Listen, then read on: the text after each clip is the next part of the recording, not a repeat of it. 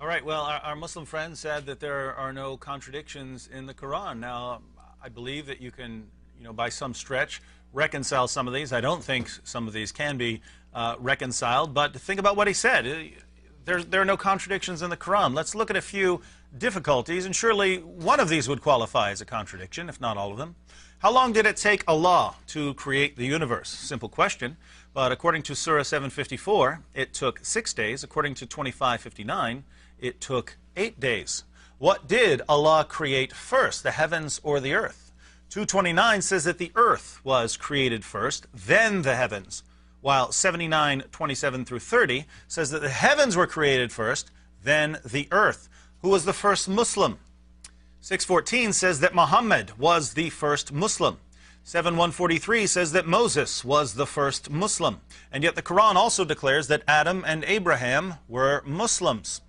The Quran tells us in 1047 that Allah sent a messenger to every nation. Messengers have come to every nation. Surah 2, 125 through 129 tells us that Abraham and Ishmael came to Arabia.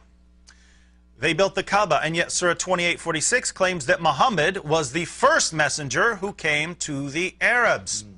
According to Surah 4:48, committing shirk is unforgivable. And later in the same Surah, 153, Allah forgives people for committing shirk. Surah 262 says that Jews and Christians don't need to fear because we will be accepted by God. Surah 385 says that the only religion accepted by Allah is Islam. What is man created from? 1967 says that man started from nothing. 96, 1 through 2 says that man was created from a clot of blood. 2130 says that man was created from water. 16:4 says that man was created from a small seed. 15:26 says that man was created from clay. 359 says that man was created from dust. 1161 says that man was created from earth. Will intercession be possible on the Day of Judgment? Surah 2, 122 through 123, 651, and 82, 18 through 19 say no, while 20, 109, 34, 23, and 43, 86 all say yes. What happened to Pharaoh when he's chasing the Israelites? 1092 says that Allah saved him. 72, 103 says he drowned. And of course we have many abrogated verses of the Quran, verses that were later canceled by other verses. Surah 2, 256 says that there is no compulsion in religion. Surah 9:29 says, fight those who believe not in Allah. Surah 4:15 says that the penalty for sexual sin is house arrest. What's the penalty for sexual sin according to the Quran? House arrest. Unless you turn to Surah 24:2, which says that the penalty for fornication is 100 lashes. In Surah 4:3, Muslims are clearly allowed to drink alcohol, provided they don't show up for prayer drunk. Surah 590 forbids Muslims from drinking any alcohol. Now think about this, please. Think about this. You're saying there's no contradiction.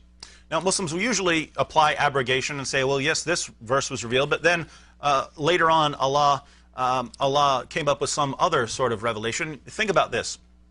According to the Quran, this Quran at one point was perfectly preserved in heaven, and according to the Quran, there are no discrepancies or contradictions in its text. And yet, before any revelation of the Quran was ever given, as the Quran was eternal in heaven, the Quran had two claims. One, the penalty for sexual sin is house arrest, and two, the penalty for sexual sin is 100 lashes. And there's a third claim. There's no contradictions in this book. You can't appeal to abrogation here and say God revealed one thing then and one thing later. This is before anything was revealed. As the Quran stood in heaven, it gave two contradictory penalties for the same sin, and at the same time there was another claim saying in this book there's no discrepancy, no contradiction. If you don't see this as a problem, I don't know what you would see as a problem. But once again we find that Muslims believe one thing and yet their text says something completely different. And if we return back to the issue of the preservation of the Quran, we've only touched on a couple of little minor details. There are much more massive problems going on here. Sam pointed out a very easy. What do you do with this one line? What do you do with this one line? No edge. Yeah, you can't handle one little line. What do you do?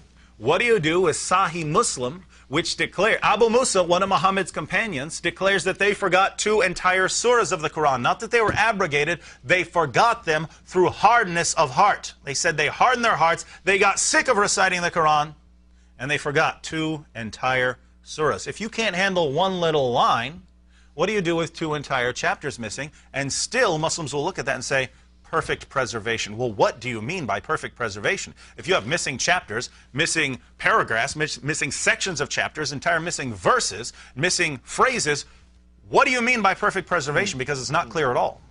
David, you know what your problem is? You're just completely ignorant of Islam.